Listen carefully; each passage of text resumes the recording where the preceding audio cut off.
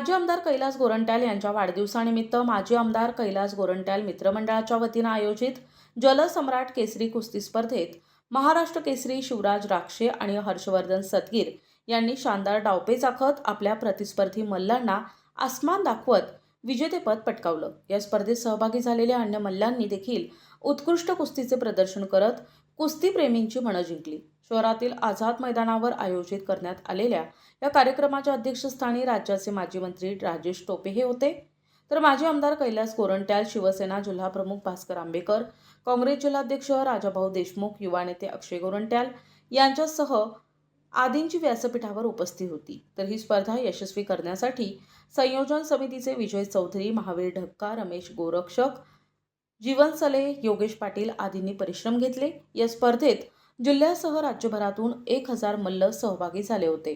यामध्ये मुलींनीही सहभाग नोंदविला होता। NTV news Marathi, Jalna.